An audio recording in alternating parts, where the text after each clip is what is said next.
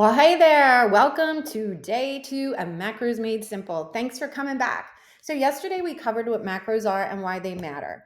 Today we're getting into something a lot of women overcomplicate or completely avoid: finding your numbers. So, don't worry, this isn't about perfection or tracking forever. It's about having a starting point. Because here's the truth: if you don't know what your body actually needs, you'll keep guessing. And guessing leads to the frustration, the plateaus, and the why isn't this working spiral.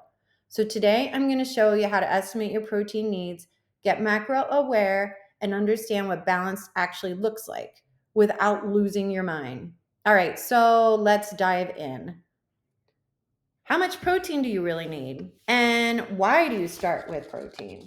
So most women aren't even close to getting enough protein, especially if they're over 40 and trying to tone up, lose fat, or feel more energized. It's not your fault. It's just that we were never taught how much our bodies actually need. So think about this: protein is like the bricks to your house. You can't remodel or rebuild your body without materials. If you're skimping on protein, your body doesn't have what it needs to repair tissue, building muscle, or even keep your metabolism going. Most women need around zero point 0.7 to 1 gram per pound of goal body weight. So if your goal is 140 pounds, that's about 100 to 140 grams per day. Yes, really. But don't panic. We are going to break it down and make it doable. So, how to calculate your protein target? So let's simplify this. Step 1, decide on your goal weight. Step 2, multiply that number by zero point 0.7 to 1. So if your goal weight is 150 pounds, you're going to take 150 times 0.7 equals 105 grams. That's your minimum. 150 times 1 equals 150 grams. This is great for women who are very active in life. So let's talk about the ways we can practice macro awareness. We've got tracking and we have the visual method. Okay, so let's talk about how to apply this. You have two main ways to build awareness of your macros. MyFitnessPal is great.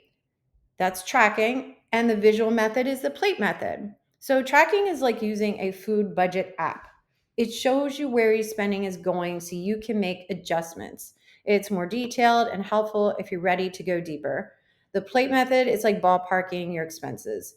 It won't give you the exact numbers, but it gives you structure and it gets you close enough if you're not ready to track every bite. Either one builds awareness, and awareness creates change. So, visual approach. Let's talk about the plate method. Here's how the plate should look if you're following the macro balance method. Half the plate should be like colorful veggies and maybe some fruit, some complex carbs. Quarter of the plate's protein, another quarter of the plate, that's your healthy fats, and yeah, your starchy carbs, depending on your goals. Thinking of it like building a power bowl. You want balance, variety, and fuel, not just lettuce and dressing. This method is great for travel, social events, or busy days when you don't want to log, but still want to stay on track. All right, so why track with MyFitnessPal? Let's talk about why I usually, sometimes, most of the times, ask my clients to track with MyFitnessPal. It's like you're using a GPS for your nutrition. You could guess your way there, but tracking shows you the actual route.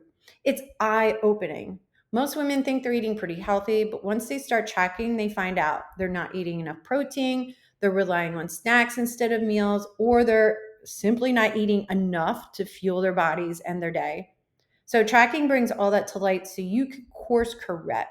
It's just a tool to help you learn. You don't have to do it forever. So let's talk about some samples of balanced meals. So, you could do like egg whites and veggies, multi-grain toast and avocado for breakfast. For lunch, you could do grilled chicken, rice or quinoa, some roasted vegetables, a little olive oil. For dinner, you could do salmon, sweet potato, and broccoli, and some smart snacks or things like cottage cheese or yogurt with berries or a protein shake with almond butter. So think of your meals like Instagram worthy plates. You want them to look great, but with purpose. We're not just eating to eat, we're fueling for energy, strength, and results. So Now you got to choose your starting method. You know, you want to choose the plate method or choose your tracking with the MyFitnessPal. Just figure out what seems to fit your life at this time. If you choose the plate method, you're going to build meals using that.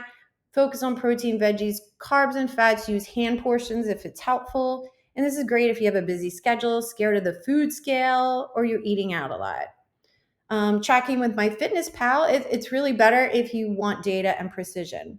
And how it works is you're going to use that app, you're going to log your meals, you're going to focus on hitting your protein goals first, then track 1 to 2 meals a day at first if full tracking feels like too much. So, this is going to create awareness, build structure, and you're going to see some patterns. All right. So, what did we learn today? We learned how to estimate or calculate your protein goals, choose to track with MyFitnessPal, the plate method, start building macro balanced meals. So, you know what? Don't forget to download your workbook. This will help you put it all together. This isn't about perfection, it's about progress and awareness. You're learning a skill that will serve you for life. So, what comes next? Day 3, we're going to master meal planning and prepping for success. You will learn how to take the stress out of planning meals and get ahead without perfection. See you tomorrow.